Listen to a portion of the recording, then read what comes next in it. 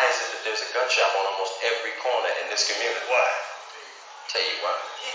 For the same reason that there's a liquor store on almost every corner in the black community. Why? They want us to kill ourselves. You go out to Beverly Hills, you don't see that.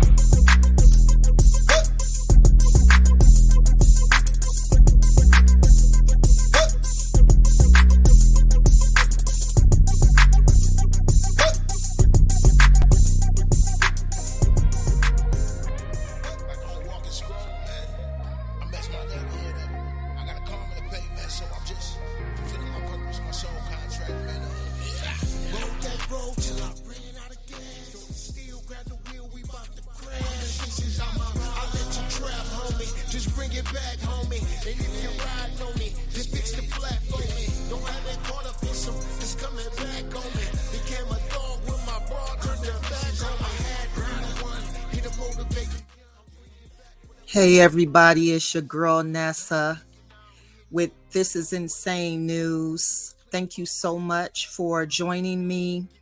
For those that stay locked in, I'm sorry about the last upload. I had to do a remix. The videos were pretty much plain. However, my part was not. I got that taken care of, and now we are ready to roll. However, this is a whole new show, and I kind of made a blooper because we're on episode 5. So just so you know, this is the last season of Protect Black Women, season 1. And season 2, I will be pretty much telling you a date probably in September. But we will be focusing on other things and multi-topics instead of like doing series at this moment. But Protect Black Women is very important to me, and it will continue to, I'll continue to share light as much as I can, and it will continue to remain on this platform. But there are other things that I definitely want to discuss with you guys that's happening in the world, happening in our community, happening in the country.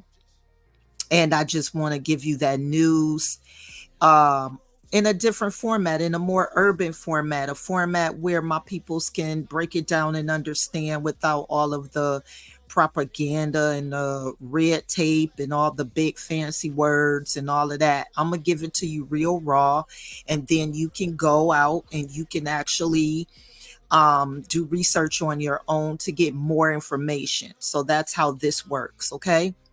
I do want to give shout out to my boy Onez Gangsta for this song, Ridaz Ambition. He is on YouTube, so check him out, please. And please support our local artists. He's from Michigan, which is my hometown, so I definitely support local artists. But just Black artists, independent artists, it really doesn't matter about color. Just any good music that's independent and people working hard, go ahead and show them some love. Okay. All right. So let's talk about this. Let's talk about some things right now before I really get into the nitty-gritty of everything. I do want to pretty much talk about statistics and different things like that when it comes to what's happening in our community. And if you have seen my very first, if you've seen my very first episode, then you see me kind of like pretty much break this down.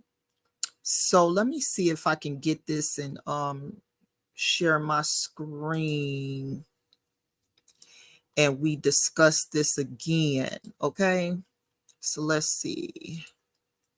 All right, hopefully you can see this, and if so, let's break it down. Okay, so for the last episode in season 1, episode 5, I am going to discuss again the unspoken epidemic of Black women and them well, us being deleted at the hands of people we know, at the hands of our own husbands, brothers, best friends, whatever it may be, as well as people that we don't know. Okay. Which shows that we are not protected. Um, we're not protected, and we're not uh pretty much a factor in a lot of people's lives, or on their radar, when it comes to being on the totem pole or the hierarchy, or whatever you want to call it. And it's really, really sad. It's sad that we have to go through this, as far as like uh talking about the statistics. Sorry, I'm scrolling too much. Let me see if I can get this. Where? Okay, here we go. So let's start with um the highest homicide rates in the areas that they are in. Wisconsin, Missouri, Kentucky, Arkansas, Washington, D.C. is the top 5. And then if you want to add top 10, Indiana, Ohio, Louisiana, Michigan, Illinois.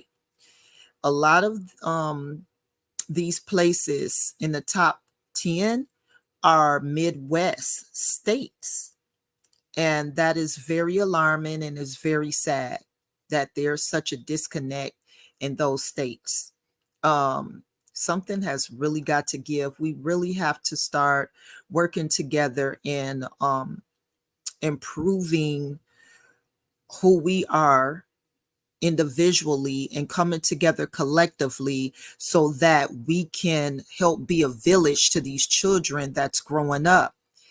It's not too late for them. It's not too late to assist in changing their heart and minds, um, because they're getting younger and younger when it comes to being deleted, when it comes to them deleting others, when it comes to them just being curious about things that they shouldn't be curious about at this time. They're out there sticking their hand on a stove when they shouldn't have to, you know? And I just want us to really, really come together and try to figure out what it is that we can do, instead of constantly depending on major government and corporations and national nonprofits. We need to start small if needed, because we have to start in our communities, you know.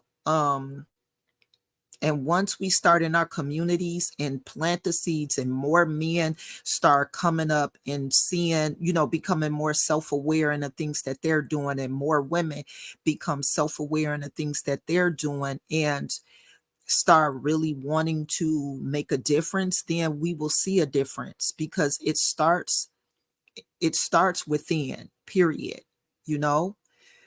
So this right here is just some of the pretty much rates. It's like up 33% for Black women homicides, and 34% for men, as far as like the change from 2019. And then you have um let's see, I don't see it on here, but there were some other, oh wait, let's see, show more. Oh no, that's just showing the rates. Let's see, I guess that was it. I thought there was another piece to this, and I feel like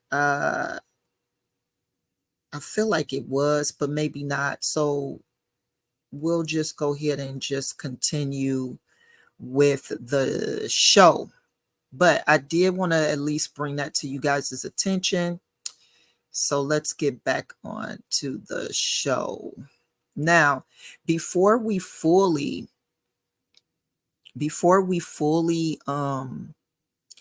get to the actual show, I want to actually bring to your attention something that I seen. I didn't get a chance to edit it. I just actually put it on here. So this will be shown first, about a young lady that's missing. Let's check that out and see what's going on with that. And then we'll start the full show.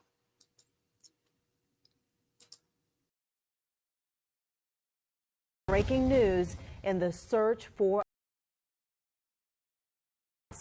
Right now, Charlotte-Mecklenburg police detectives are searching the home where Watts was last seen more than a week ago. Friends say that this is the home where her boyfriend lives.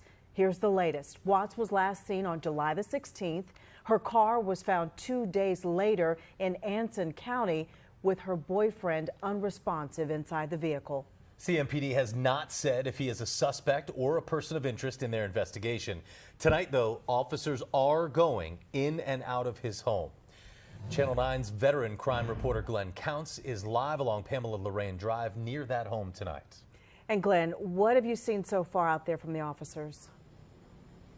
Well, I could tell you it has been very busy out here. I'm going to step out of the way so you can see a little bit of what's been going on behind me. Now you can see the patrol cars here, and the house, this blue house, is the house in question. Of course, they have the front door closed at this point, so we can't really see what they're doing. But what I have seen, since we've been out here, I've seen investigators going up and down the stairs, crime scene searches in there.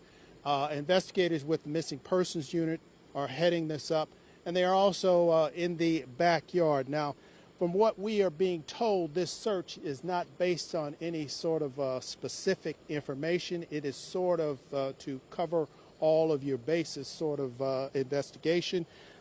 This missing persons investigation is obviously very, very complicated, and that certainly limits what police can say about it. This is the kind of police work that's easy to see and appreciate. Officer in uniform doing his or her duty. But experts say in a high-profile missing persons case, it's completely different. That's much more likely to happen out of public sight. It's a lot of phone calls. It's a lot of tracking down various pieces of information, cell phone records or social media records or bank records. Dr. Seth Stoughton is a nationally renowned policing expert at the USC School of Law. And one of the most dangerous things that you can do in an investigation is make an assumption and operate solely on the basis of that assumption. Alicia Watts was last seen on July the 16th. She was reported missing on the 19th, which is the day after her car was found in Anson County with her boyfriend inside. Anson County deputies say he was unresponsive. Your circle of suspects starts pretty tight. Who is in the closest relationship with the missing individual? Police won't see if the boyfriend is a suspect or a person of interest, but sources say that all options are on the table. On Wednesday, Alicia's friends and members of the National Racial Justice Network for Civil Rights called on police to do more to find her and share more information about the case. Stoughton says one good reason for not doing that is so that leaks don't hurt the case. If they don't know they have to hide, they may not be hiding as well as they might. One of the criticisms leveled at CMPD is that they didn't go public with the case right away. Absolutely. Time is of the essence, and families know, when something is out of character. Derica Wilson is the co-founder of the Black and Missing Foundation. She says a lot of law enforcement agencies around the country need to do a better job of investigating missing persons cases involving people of color. We know that there is a lack of trust when it comes to law enforcement and the minority community. And, oftentimes the minority community feel as if they're not heard. Now, Wilson is a former police officer herself, and she says that she was not leveling any specific criticism at CMPD, but she does believe that agencies should go public with missing persons cases as quickly as humanly possible. Reporting live in the University area, Glenn Counts, Channel 9 Eyewitness News. Great to get all those different points of view there, Glenn. Thanks for digging into this, and thank you for that breaking news coverage out on the scene. Stay with us for continuing coverage of the search for Alicia Watts and this search going on right now out on the scene. Download our free WSOC News app. We'll give you every detail we've uncovered in this case.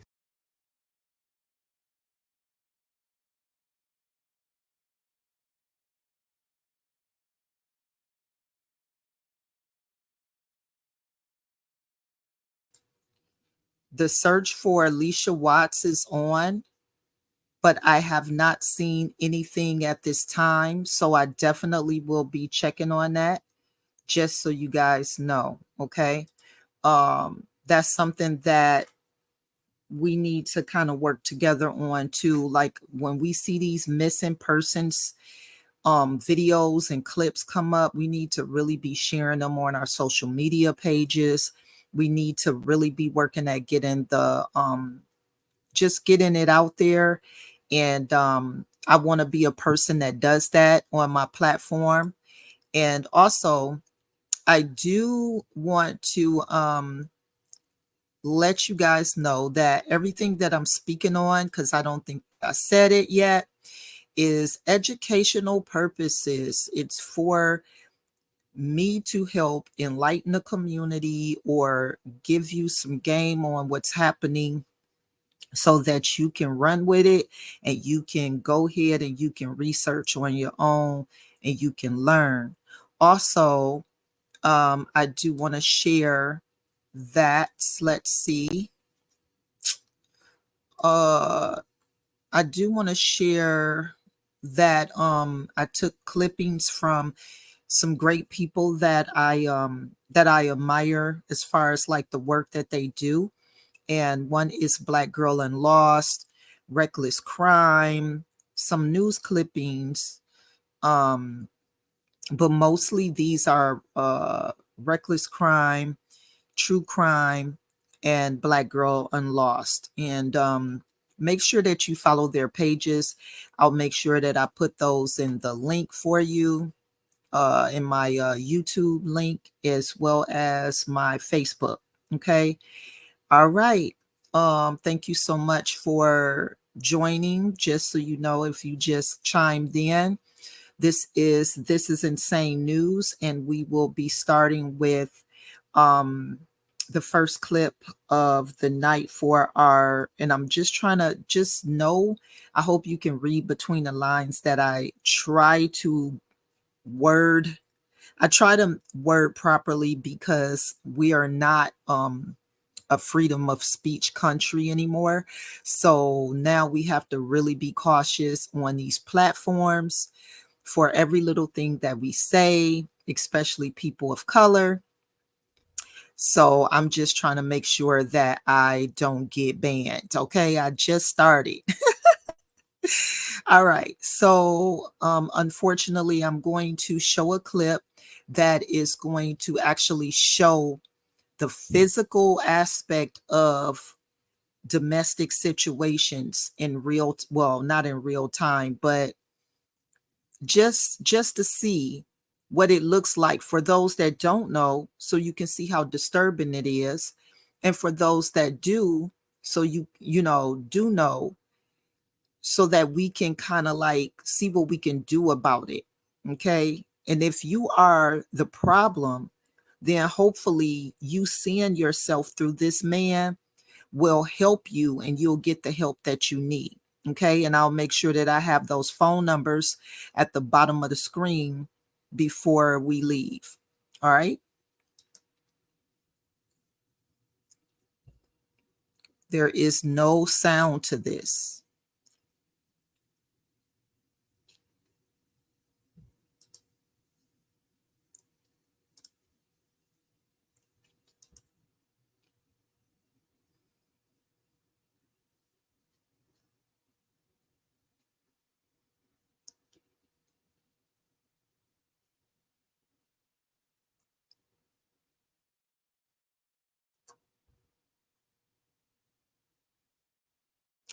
Okay. So this is a grown man that knows that he can overpower a woman. You know what I'm saying? He knows that he can overpower a woman. And he put hands on this tiny lady, and he's a baseball player. Well, he used to be, because they cut him, and he was with a minor league, and he wind up getting cut. So if you know about this story, understandable, but I just hate this. I hate that, that these men are out here and they really don't like us. I don't know what's going on. There is a problem. Like, for you to disrespect and put your hands on a woman and say you love her and say you need her and all of this, you really don't like women. You cannot like women if you don't protect us, period. So just wanted to kind of show you guys that. So now the rest of these clips might be a little disturbing, but it's, like I said, it's necessary. So we're going to move on to the first one, which is, unfortunately, I'm going to do more research on this too. It's an older case that happened, but it's going to be on my season 2, Protect Black Women, in more detail. Because this was really raw. Okay. The case is Siobhan Randall, a 9-year-old girl who pretty much was kidnapped by some drug dealers because of some money that was stolen by her cousin. I think her cousin has something to do with it. So check this out. I guess it just ain't settled in yet. I don't know how I really feel right now. It's just the fact of just having to keep going through this and having to see them and trying to prove that he the best kid in the whole wide world. Now he took my baby. And I can't get my baby back.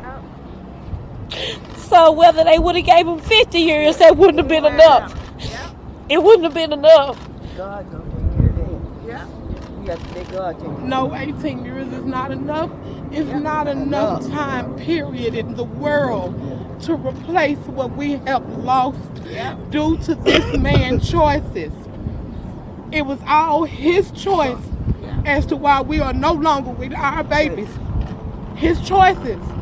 And 18 years, no, it's not enough, but it definitely will sit him down, and this is not over. We have to live day for day with memories only because of his actions. He don't deserve anything but to go to hell. Hello and welcome to Reckless Crime. Before we get started, don't forget to like, share, and subscribe for more content. The tragic story of Siobhan Randall. In 2017, the kidnapping and murder of 13-year-old Siobhan Randall shocked the nation. This is the story of what happened and the suspects involved in the case. Siobhan Randall was a young girl living in Lancaster, Texas. In June of that year, she was taken from her aunt's home where she was staying at the time. The events leading up to her kidnapping began with the theft of $250,000 worth of marijuana from a group led by Darius Fields.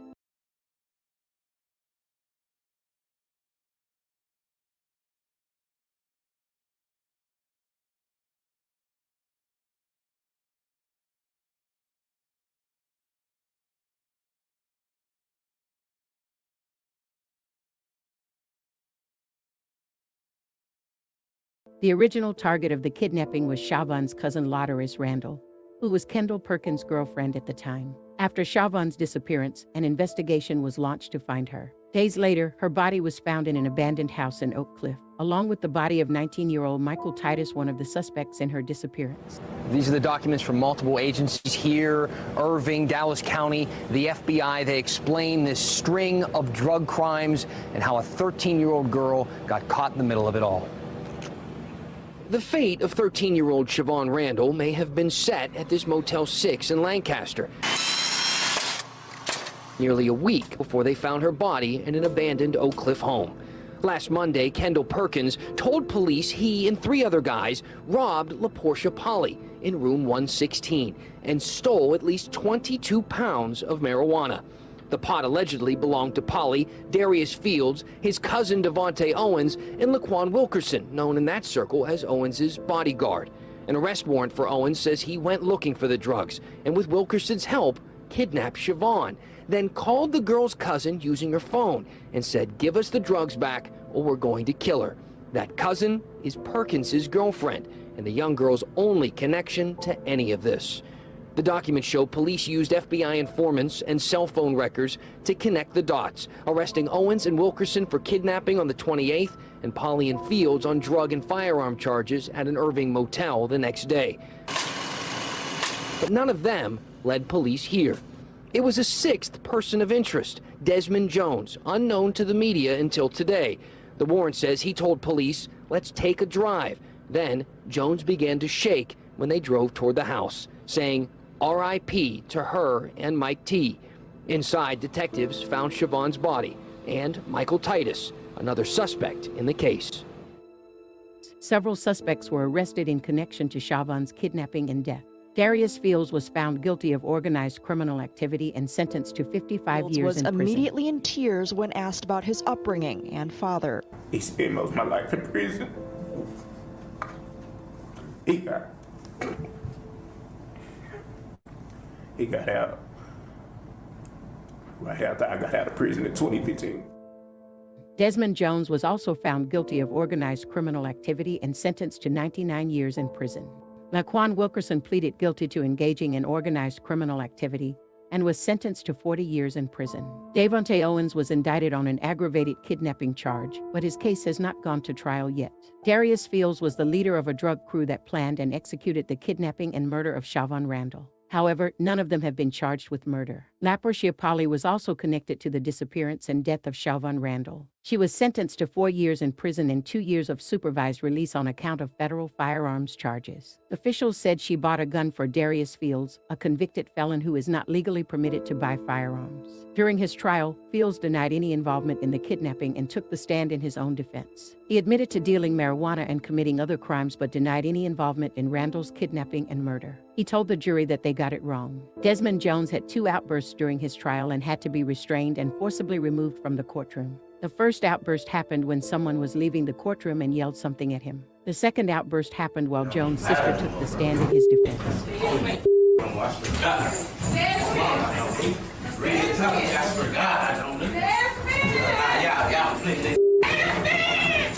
What you're hearing and what you're seeing here was, in fact, the second outburst, and it would be the last. While Jones's sister was on the stand in his defense, the first one happened when someone was leaving the courtroom earlier and then yelled. He ended up yelling something at him. Less than a half hour ago, the jury did sentence Jones to 99 years in prison.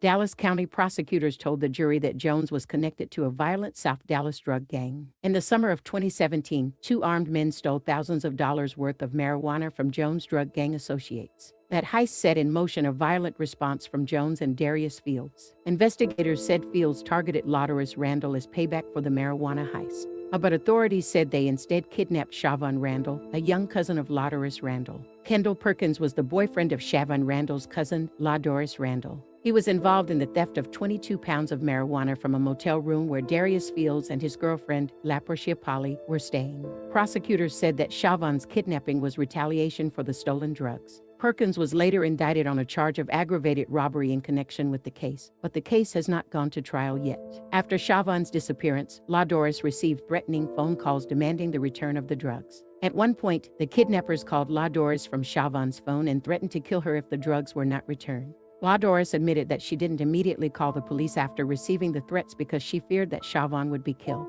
She also didn't tell authorities the full story because she was scared. The tragic story of Siobhan Randall's kidnapping and murder has touched the hearts of many. A young girl with her whole life ahead of her was taken from her family and friends in a senseless act of violence. The case continues to develop as more information is uncovered about those involved in this heinous crime. Our thoughts and prayers go out to Siobhan's family and loved ones as they continue to seek justice for her. Siobhan's death is a reminder of the devastating impact that drugs and violence can have on innocent.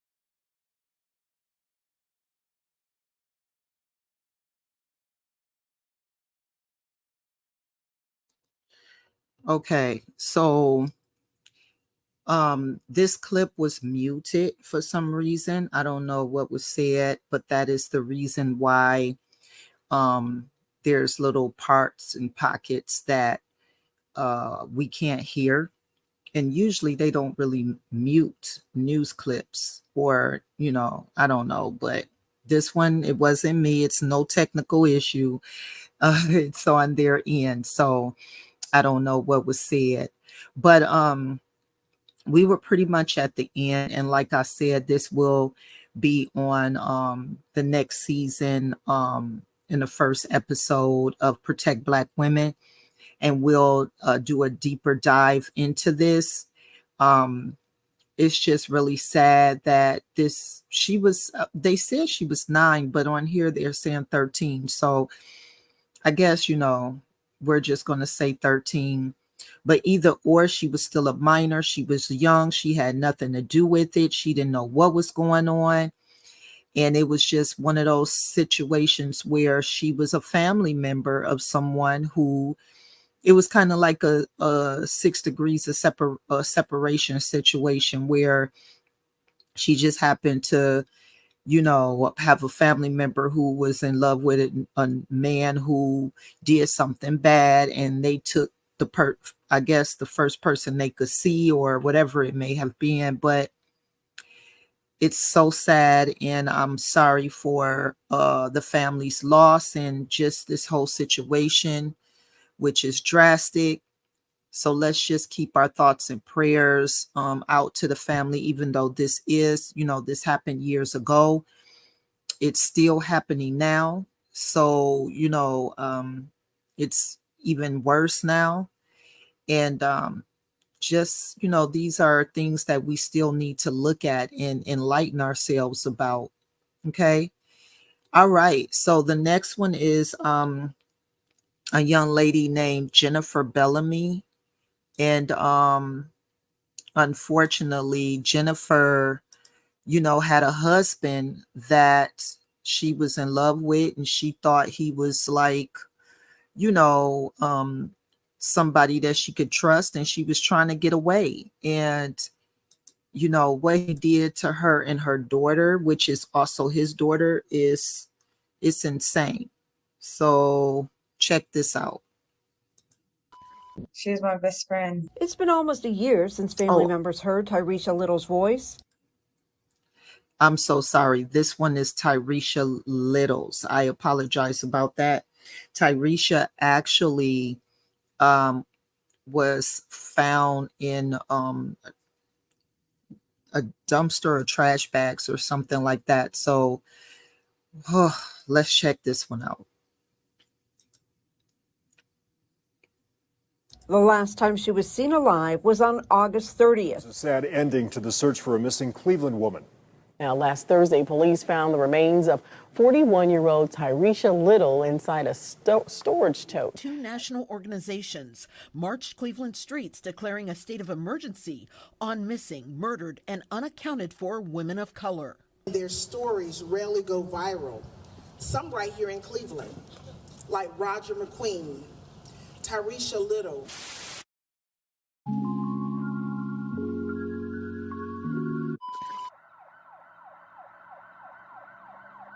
41-year-old Tyresha Little was a loving and caring woman with a heart of gold, the type of person who would give you the shirt off of her back. She loved music and always smiled and laughed, no matter how dark the world seemed. Most importantly, she was a mother of 8, something she considered to be her greatest accomplishment.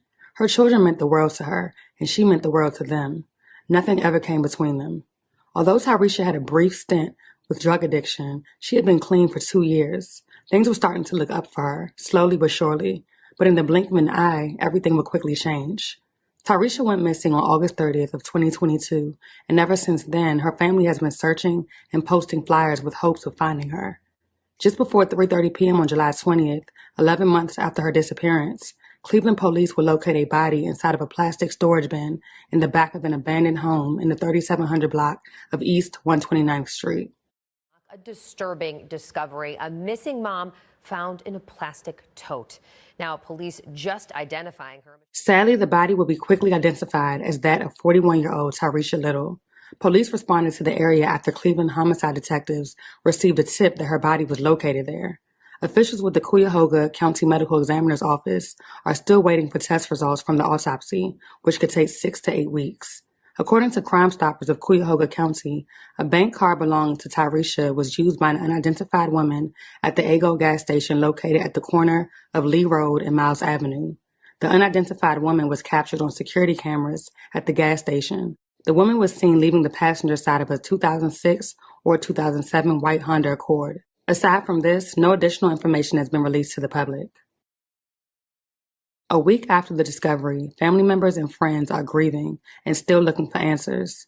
Tyresha's daughter, whom she had an extremely close relationship with, says she is devastated and heartbroken. Who would do something like this, and why? She also described being hurt during the initial phases of the investigation when police suggested that Tyresha may have simply been out on a drug binge somewhere getting high, a claim she has refuted time and time again. Tyresha's family had a great deal of concerns throughout the case, suggesting that not every missing persons case is treated equally. The lead detective of the case says this case was special to him and that he will continue to work tirelessly to get answers for Tyresha's family, including how and when she died. She's my best friend. It's been almost a year since family members heard Tyresha Little's voice. The last time she was seen alive was on August 30th. She was in the area of East 121st Street in Cleveland. Like a big part of me, I don't know, feel like all the lights just turned off for me. Everything just feels dark now. Last week, Cleveland homicide detectives received a tip on where Little's body was located.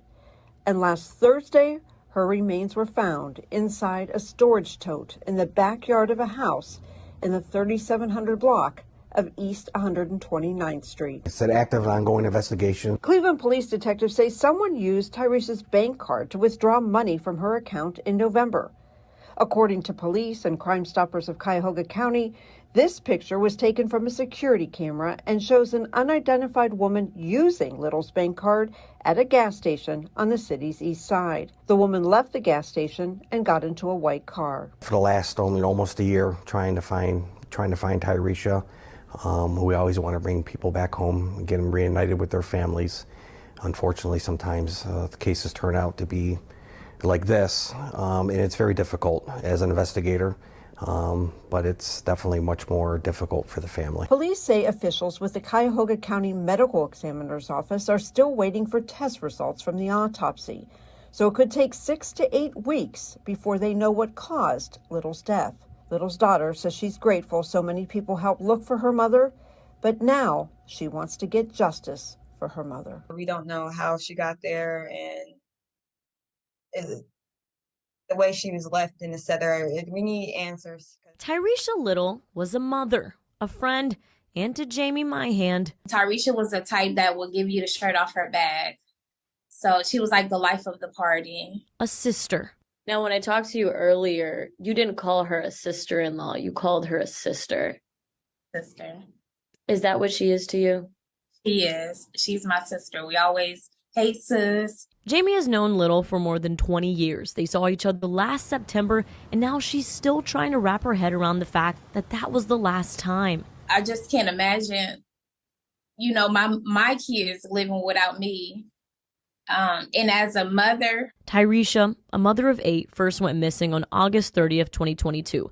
Ever since, her family has been searching and posting flyers with the hopes to find her. We were on the phone calling hospitals and jails, trying to see if maybe we missed something. Then, 11 months later, last Thursday, Cleveland police found the 41-year-old's body in a tote bag in the back of an abandoned home near East 129th Street. It's heartbreaking.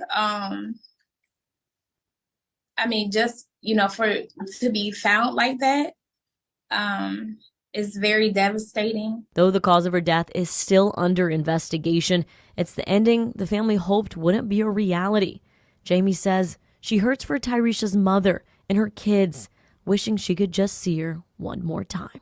We tell each other before we leave each other, we always tell each other we love each other, but I would have told her a few more times. A group of at least 30 family and friends gathered for a balloon release and vigil at the very location where her body was located. In unison, they chanted, "We love you. We'll see you on the other side. Justice for Tyresha." An emotional tribute to a Cleveland mother whose remains were found nearly a year after she was first reported missing. Her family determined to get justice, demanding police balance the scales, saying all victims matter. You don't know what tomorrow will bring. It may bring sunshine or it may bring rain. Wanda Little sings the last song she sang with her daughter, 41-year-old Tyresha Little of Cleveland. I want you to be strong. Friends and loved ones, including 5 of Tyresha's 8 children, gathered outside of an abandoned home on East 129th Street to pay tribute to her life. But for this family, this is sacred ground. Little's body recovered here last week in a plastic storage bin. A daughter, mother, grandmother heartlessly discarded by someone as if her life could just be thrown away. My daughter, she was a very, very, very loving heart. She would give you the shirt off her back. She has, my daughter does have a drug background. She had been clean for 2 years. Tyresha's oldest daughter, Tajanea Little, says her mother was her best friend. Tyresha's children, her proudest accomplishment. If anything, she loved her kids. Like, it was nothing else that came before her kids. That's why Tajanea says she was hurt by what she says a Cleveland police detective told her when her mother was reported missing. The very first thing they told me is that she probably just off somewhere high and or on a binge. And I kept on asking me, was it normal? And I kept on repeating, no, no, no. Her family determined to get answers and justice for Tyresha. They also promised they will see her again one day. This was me letting her go from this place. Releasing balloons into the air. We love you. See you on the other side. Like hugs and kisses delivered to the sky for a daughter, mother, grandmother, and friend they now believe is their angel above. Justice for Tyresha! Yes. A GoFundMe has been created by Tyresha's oldest daughter to cover the cost of her funeral expenses. Although the cause of her death is still under investigation, this is an ending the family hoped would never become a reality. The case remains ongoing.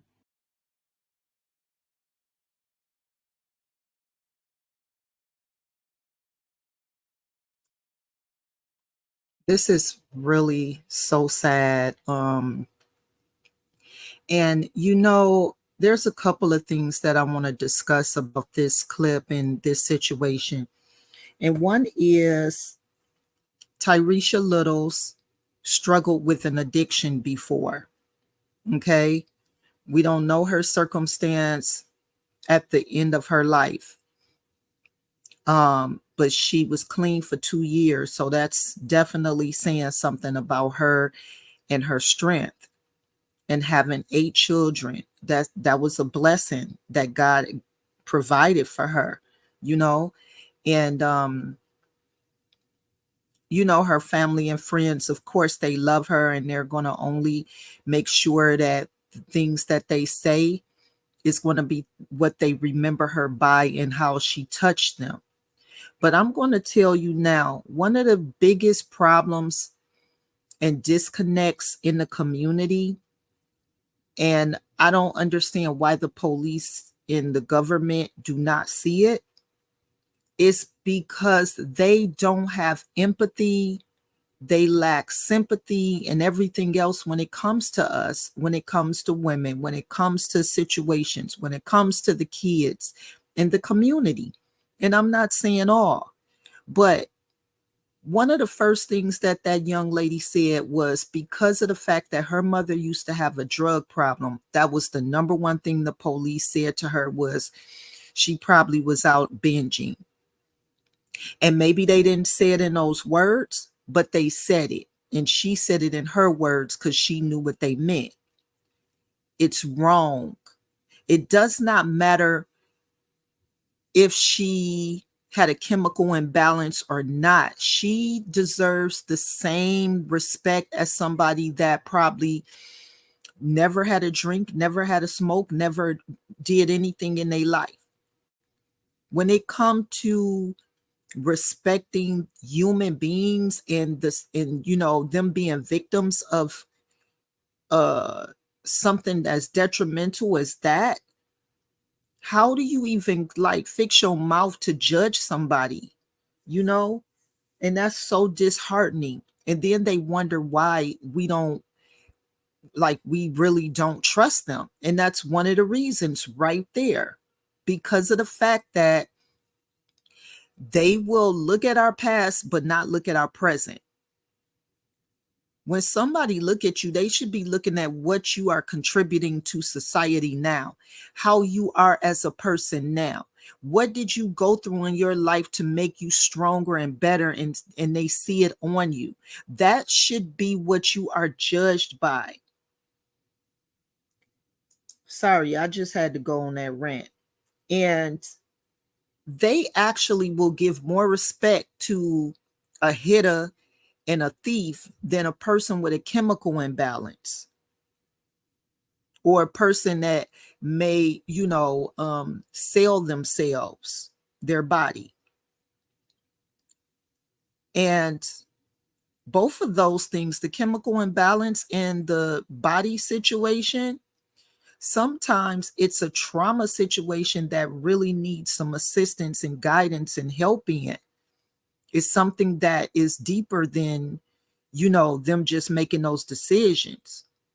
But the person that go out and delete people, and the person that go out and rob and, go take something that don't belong to them, they made that choice. And we give them more respect in our community than we give people that probably didn't make the choice of what happened to them when it came to that situation. Because a chemical imbalance and an addiction, sometimes that is something that can really, really, come from hereditary situations. So just remember that, especially for the people that have been insensitive. Like, this is not the time to be insensitive. It's too much of that that's happening already. Okay. So I'm going to stop acting like Auntie Nessa now, and we can go to the next clip, because that just made me hotter than a firecracker listening to that. I won't even lie. Because honestly, I didn't hear all of this clip right here. And I kind of mixed up the clips. But yeah, this kind of blew me. Okay.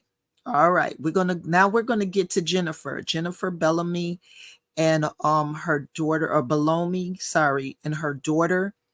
And this man deleted his daughter, and his flesh and blood, his daughter and his wife.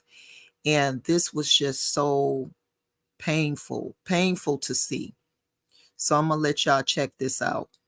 Story of DeAndrea Funchess, age 24, who was badly beaten to death by her boyfriend and father of her 2 kids, Mazio Arnold.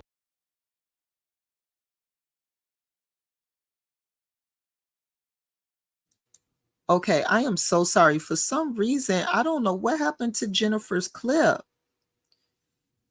Okay, let me try to find that clip, but we're going to continue, and we're going to go to the next one, which is Deandra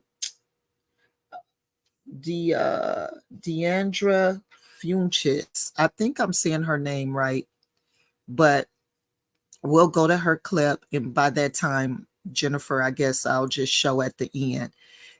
All right. Age 25. She was beaten to the extent at which an autopsy revealed that DeAndrea had been beaten so severely that her spinal column separated from the base of her skull, leaving her internally decapitated. In this instance are the defendant assaulted the victim so violently that her head was internally decapitated from her body. Hello and welcome to Twisted Crimes.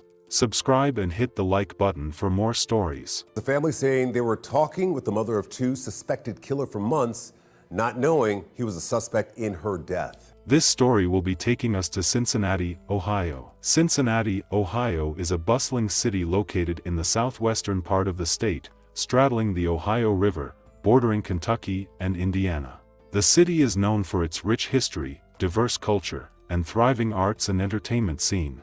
With a population of over 300,000, Cincinnati is the 3rd largest city in Ohio and is home to several Fortune 500 companies, including Procter & Gamble, Kroger, and Fifth Third Bank. DeAndrea Funchess was born on June 28, 1997. She was a mother of 2 beautiful children. She was from Cleveland, Ohio, and she schooled at Penn Foster Career School. DeAndrea was a dedicated mother who took care of her children. She was a very sweet, loving, and hard-working person. She worked at a nursing home at the time of this incident. DeAndrea was said to be a nice person with a good heart. She was beautiful both on the inside and outside. She was loved by most of the people around her, or maybe not. DeAndrea was in a relationship with a young man named Mazio Arnold, age 25. When they started dating, things were so sweet and nice between them. Her mother was happy for her to have found someone who truly loved her, or maybe she thought. They moved in together, then DeAndrea got pregnant with their first child, and they were very happy about that. She was said to be so happy when the news was confirmed. Her boyfriend Mazio Arnold was said to be happy too. They had the baby and life was great. Hey, Daddy. Your daddy is not up here, boy. He downstairs.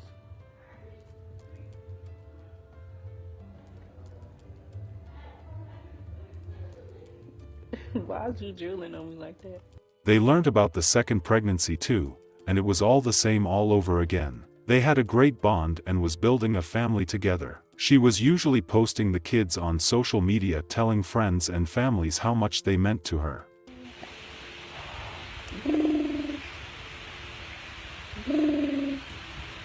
Do it. DeAndrea lived happily afterwards in the Hartwell residence with her boyfriend, Mazio Arnold, and their 2 children. Deep down in the relationship, things were not going as people thought it was.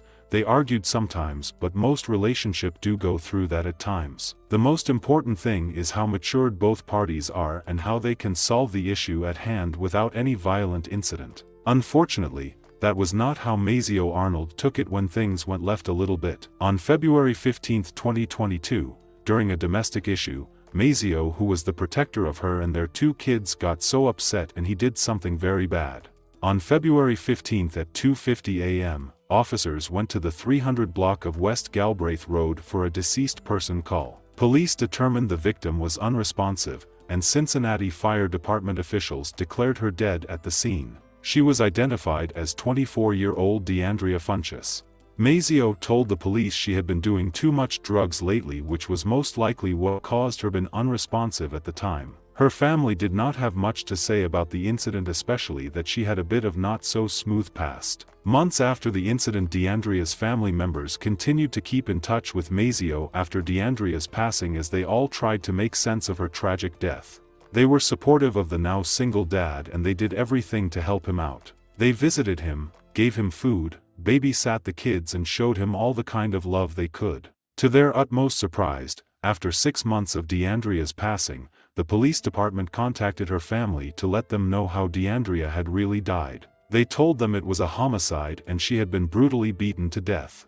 Medical examiners had determined the cause of her death was homicidal violence. The medical examiner further stated that the beating caused her spinal column to separate from the base of her skull, leaving her internally decapitated.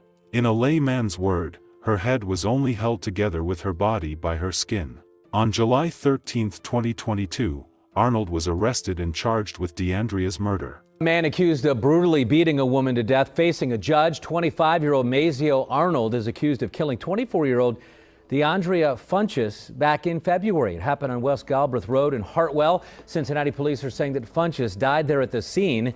Today we learned disturbing details of her condition when crews got there. The defendant assaulted the victim so violently that her head was internally decapitated from her body, resulting in her murder. Arnold is the father of 2 young kids with a third on the way. He's being held on a $750,000 bond. Her family was really shocked, especially being that they had taken him in and loved him like theirs after DeAndrea died. They are just shocked after learning that their loved one was killed by her boyfriend, how it was done in particular. Good evening, I'm Trisha Mackey. And I'm Rob Williams. The family saying they were talking with the mother of 2 suspected killer for months, not knowing he was a suspect in her death. Or how it happened. Yeah. Courtney King spoke with her family in an interview. It's a sad one. You'll see only right here on Fox 19 now. Yeah, Trisha and Rob are live here outside the Hamilton County Jail because this is where Mazio Arnold is being held on a $750,000 bond. And like you guys said, the family had been in contact with him for months. This is because he shares 2 children with DeAndrea, and they were just wanting to see and speak with those grandchildren, not knowing he was suspected of killing her. And we do need to warn you, some of the details in this story are disturbing. it's really a shocker right now to find out that he's responsible for this. Bernadette Davis is still grieving the loss of her daughter, 24-year-old Deandria Sanchez. She didn't deserve this. Whatever the situation was, like this, she didn't deserve this. Deandria died in February at the home she shared with her boyfriend, Mazio Arnold, on West Galbraith Road. The couple has 2 children. Bernadette says Arnold told her Deandria died of a drug overdose, which never sat right with me. From day one, it never made sense to me. But Bernadette learned the truth about her daughter's tragic death this week when police arrested Arnold for killing Deandria. The allegations in this incident are the defendant assaulted the victim so violently that her head was internally decapitated from her body. I didn't know that it was that brutal. So I didn't get an official report, but I read it online. Bernadette says she's struggling to understand what happened. She had been in contact with Arnold for months to speak with her grandchildren. As far as I knew about him, he seemed to be okay. The kids loved him. They had issues like any other couple, but I never in a million years would have thought that this would have been the outcome of that situation. I'm more or less concerned about the kids because now they've lost both of their parents. Bernadette says she wants people to remember Deandria for being the life of the party, but for also overcoming struggles. She says she turned her life around for her children and was working at a nursing home. She had a beautiful smile. And I just want people to remember that part, that she had a beautiful heart. Arnold's murder charges are pending. Investigators are still asking anyone with additional information on Deandria's murder to call Hamilton County authorities at 51335233542. This story is very sad, especially when the people who you trust are the ones who end up hurting you. We hope Deandria gets the justice she deserves. Our sincere condolences to the friends and families of Deandria Sanchez. May Deandria's memory be a blessing for her family and for all who knew her, and may her life and death be an inspiration and a Man, I am so upset that this man got a bond. Like, seriously? How he get a bond? What is going on with Cleveland? Okay, because Tyresha Littles is from Cleveland. That situation happened in Cleveland, and now this situation just happened in Cleveland. And what they got against women who, you know, are on drugs and they just decide not to help them. Like, I'm so blue by that. I don't know what's happening there, but this story is sad because of the fact that, and this is why he definitely shouldn't got a bond, because he sat and ate. They took care of the kids for him. He was out there having a whole life with no conscience whatsoever. Like, you is the biggest Judas ever. You hanging with her family and they get this man a bond. Listen. I'm going to need the judicial system to be changed. And every state need to have the same laws, and they need to make sure that they focus on making sure that they focus on domestic situation laws. And not just domestic situation, but situations that happen to women, period. Somebody need to put a bill together that has some very strict rules and regulations and responsibilities in it. Somebody need to put this bill together, because I don't know what's happening. It should not be like you get Cleveland given a bond for this type of situation, but then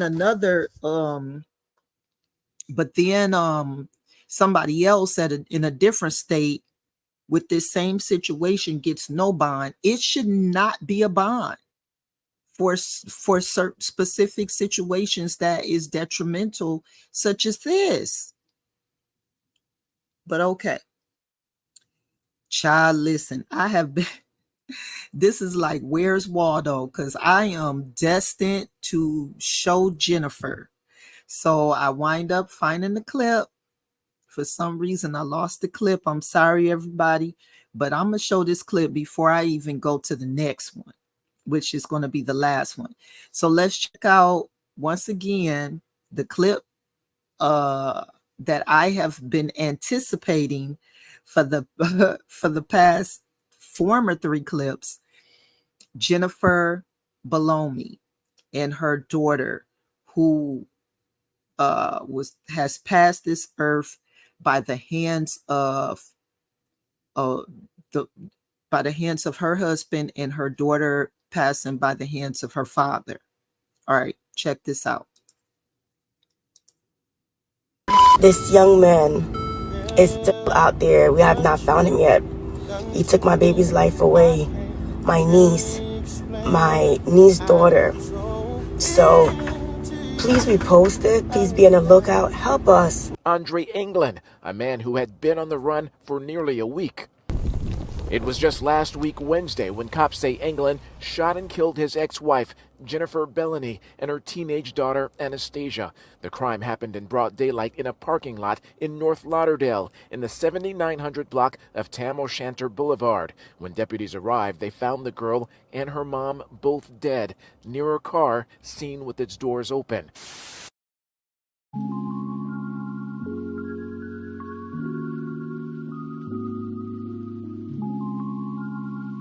Developing tonight, a murder manhunt for the suspect wanted for killing his ex-wife and daughter in North Lauderdale. And deputies finding Andre England dead in Fort Lauderdale. That's where we find Local 10's Terrell Tournay live with the investigation. Terrell. And this was a very big manhunt that, BSO was involved in, and that manhunt actually came here to this gas station on West Sunrise Boulevard, but it all came to a sudden end after a single gunshot was fired inside of the business. Officials say their Viper units were tracking Andre England and visiting places that he was known to visit. And around 3 p.m. today, they arrived at this gas station at the intersection of Sunrise Boulevard and Powerline Road in Fort Lauderdale and saw a man that matched England's description. But when they attempted to approach him, things took a turn.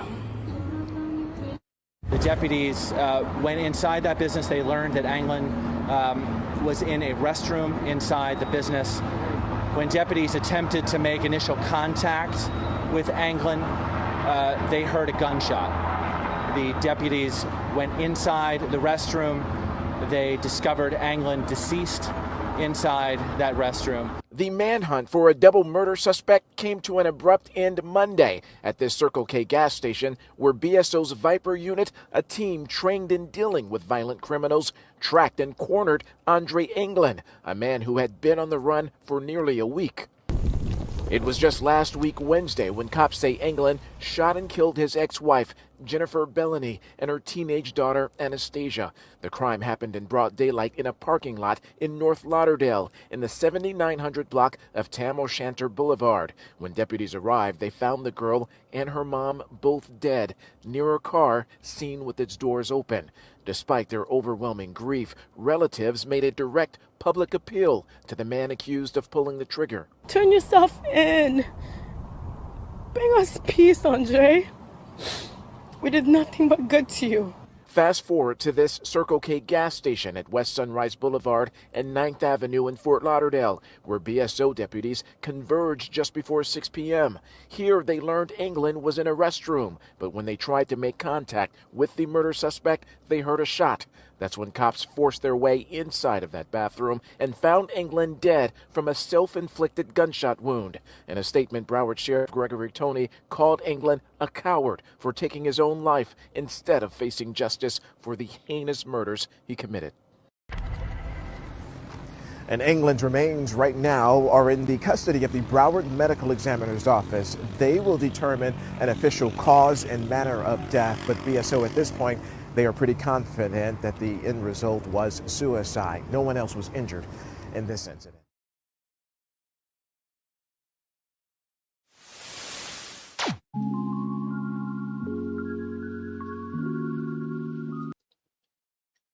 Okay, this one right here was an update to the situation that happened.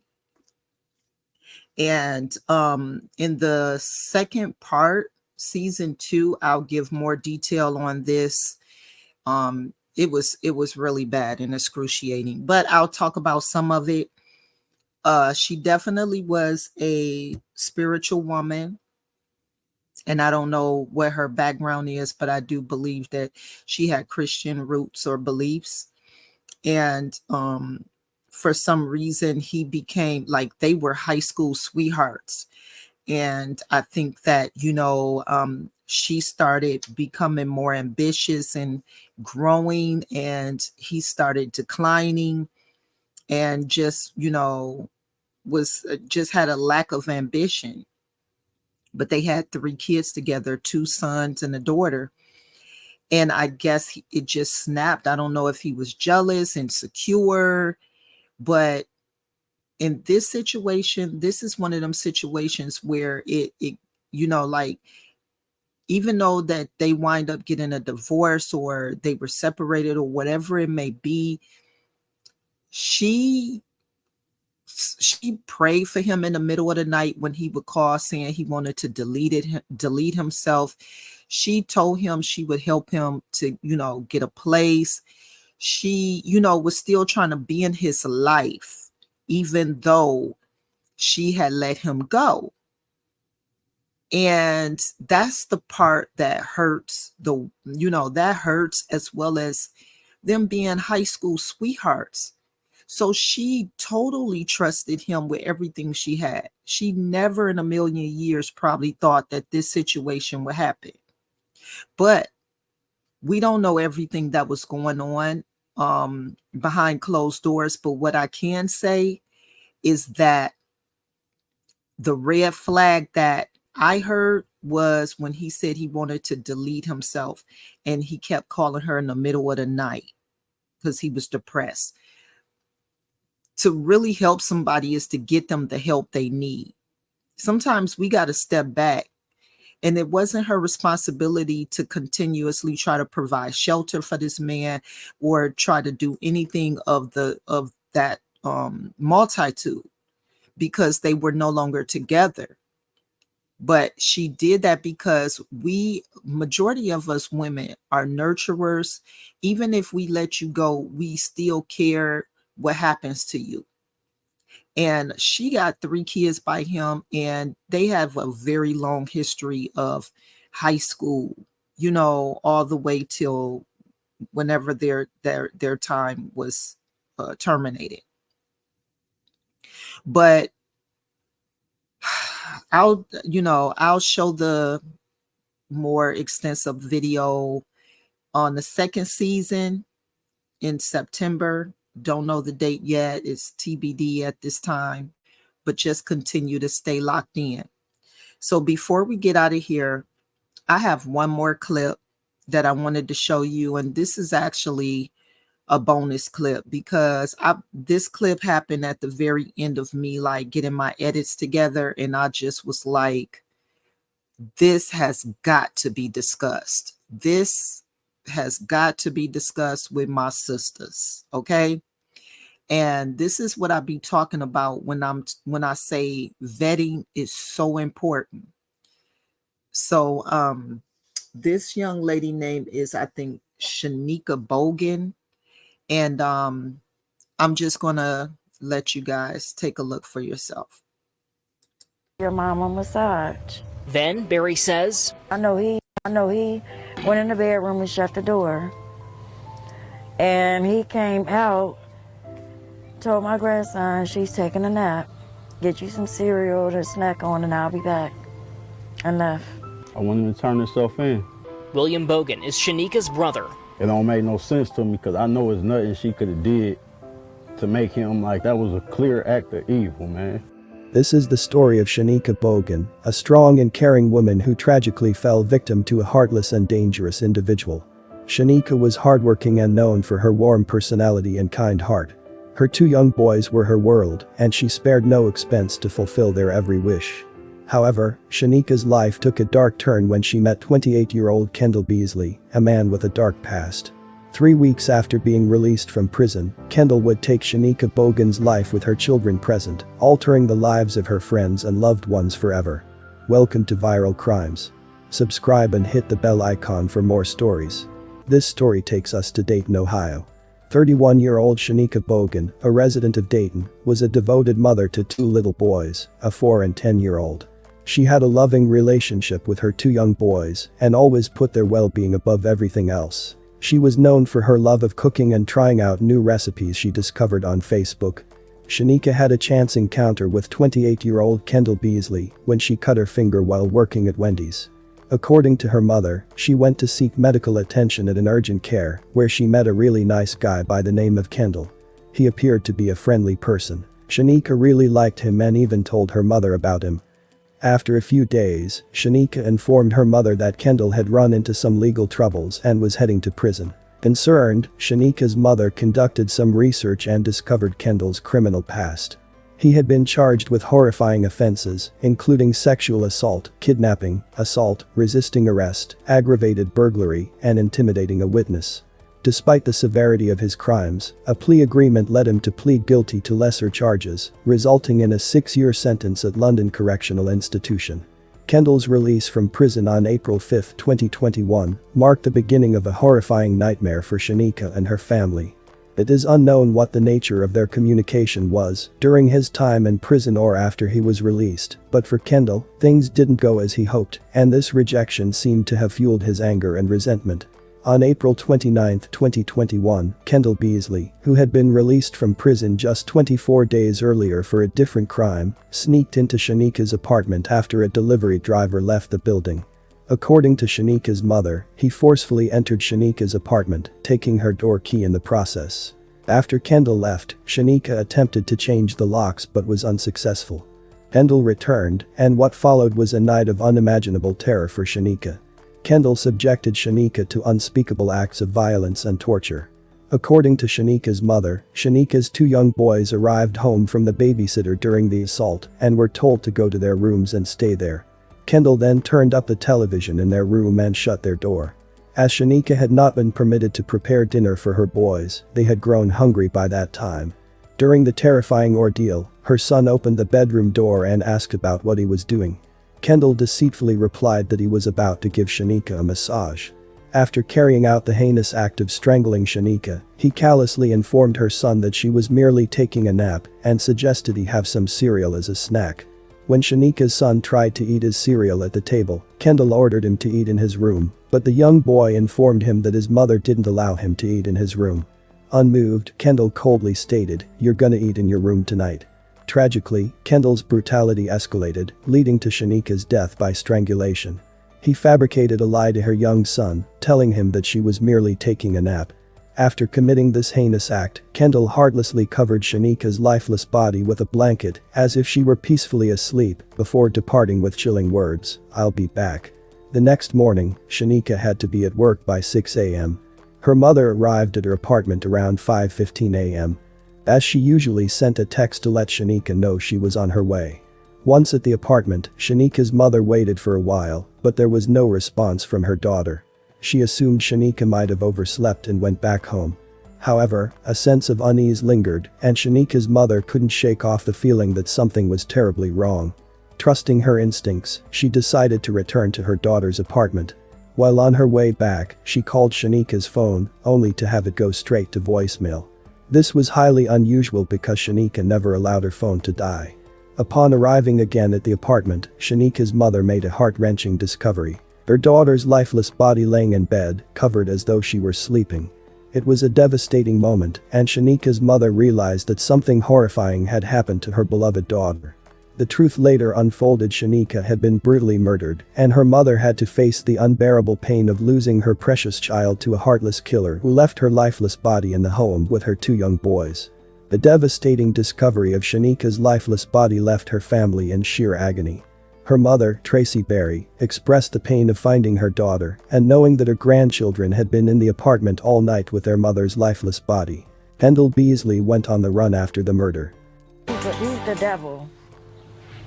And he really needs to just turn himself in and give up. She is talking about this man investigators said killed her daughter. Tonight, police cannot find him. Police were looking for this man, Kendall Beasley, who might be in Indiana. For the first time here at 11 o'clock, we can show you a photo of the victim. Shanika Bogan was 31 years old and had 2 young boys. Talking with that victim's mother and her brother as well. We had to stop a couple times because the emotion's still very raw for this family. This is just unbelievable that it really happened. It's still hard for Tracy Berry to imagine Saturday. That's when she'll have a funeral for her daughter, Shanika Bogan, the 31-year-old mother of 2 boys. She did everything for them boys. But last week, sometime between Thursday night and Friday morning, Dayton police say this man, Kendall Beasley, murdered Shanika while she was home with her children at her apartment on Urick Avenue. He told my oldest grandson that I'm going to give your mom a massage. Then, Berry says, I know he went in the bedroom and shut the door. And he came out, told my grandson she's taking a nap. Get you some cereal to snack on and I'll be back. And left. Berry told me she found her daughter dead the next morning. She had rushed over when Shanika did not respond to texts. It's devastating. It really is. Dayton police are not saying how Shanika died. I can't say that the victim was intentionally killed. They do confirm she knew Beasley, although they say it hadn't been for long. It would appear that, once again, they were acquaintances. It would appear that Mr. Beasley was pursuing a romantic relationship. But with a warrant out for his arrest on a charge of murder, I want him to turn himself in. William Bogan is Shanika's brother. It don't make no sense to me because I know it's nothing she could have did to make him like that was a clear act of evil, man. For now, the family is getting through this with support from each other and memories of Shanika. She was a sweetheart. Like, literally the nicest person you'll ever meet. But Berry knows things are forever different without her daughter. She was a big kid. She had her babies, but she was my big baby. Them Saturday trips to Walmart,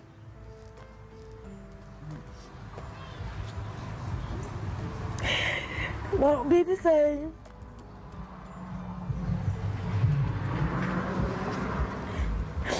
But she would definitely be missed.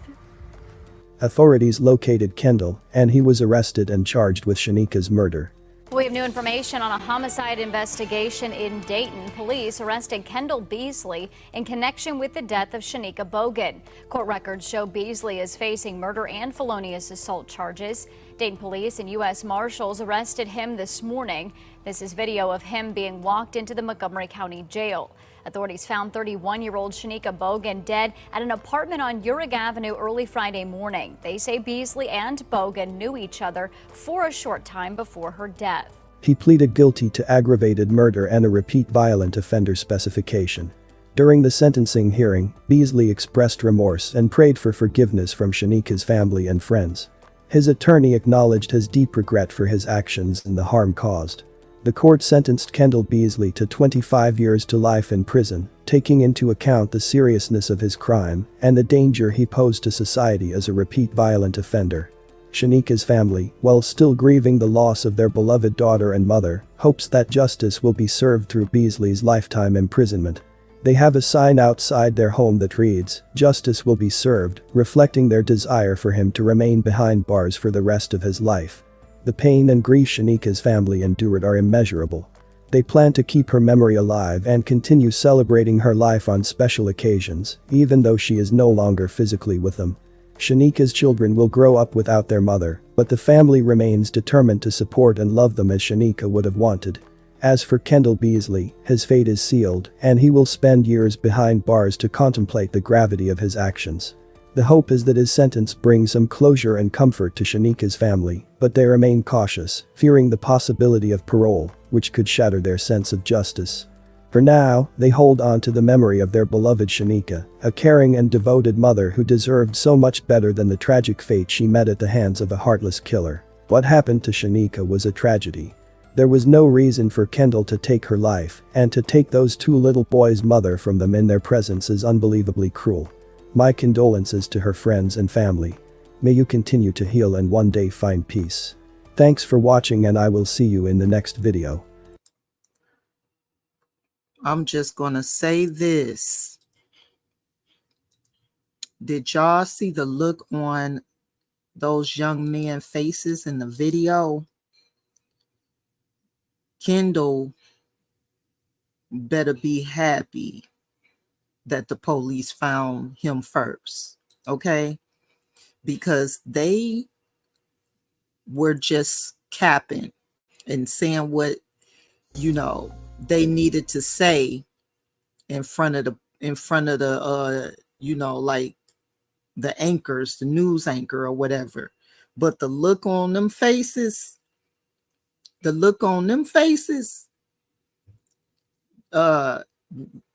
police better check on Mr. Beasley's loved ones, because they was looking like, nah, we gon' say justice need to be served, but you know, there's this thing called civil justice that's in the street justice, whatever you want to call it. We'll take care of it. We got this. That's how they was looking. But guys, thank you so much for being a part of.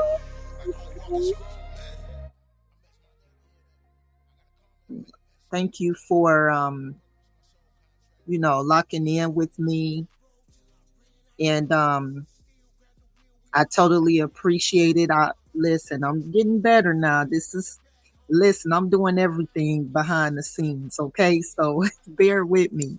But I have been getting good reviews on the show, so I really appreciate everybody who's finding me on YouTube, who's locking in with me on YouTube, my day ones from Facebook. Thank you so much. Continue to lock in with me, Facebook on YouTube, though, because in a minute, I'm going to just 86 Facebook and just strictly just do YouTube, because I'm finding there's more engagement on YouTube with like this channel, and push come to shove, I need to just focus on one. If I need to focus on one, it'll be YouTube. Okay. All right. And you know, before we head out of here, I want to just let's see, show this disclaimer real quick. Hold on, let's see. Come on, disclaimer. I don't know what's going on. Why I can't show my disclaimer? I ain't trying to just show my face. Hold on, let's see what's happening. Okay, for some reason I can't show my disclaimer. You know what? I don't know what's happening right now. I don't know why it's hard for me to be able to like use my let's see. Hold on. We gonna get this right before I get out of here. I'm destined to. Okay, well, I guess not. All right, well, it is what it is. But at the end of the day, thank you so much once again for showing some love, and I'm gonna let you go ahead and get on out of here. And I'm going to turn up my boy once again, Onez Gangsta with Ridaz Ambition, and I'll see you next week. And sorry about, like I said, I usually post upload on Thursdays, but unfortunately I had to redo this one. So I will see you and check, and I'll be up on Thursday by 5 o'clock. 5 o'clock Eastern time. Okay. All right. Later. Fuck them Persians. My purpose more than anything you purchase. Double cup the cup, pull it up, let the perk fizz. Double up the sup, blow it up, put the work in, now the work in. I don't love it cause I come different. They gon' hate me cause my head is. Roll that road till I ran out of gas. Don't steal, grab the wheel, we bout to crash. I'll let you trap, homie. Just bring it back, homie. And if you ride on it, just fix the flat for me. Don't have that artificial, it's coming back on me. Became a dog with my bar, turned their back on me. I had to be the one as they come.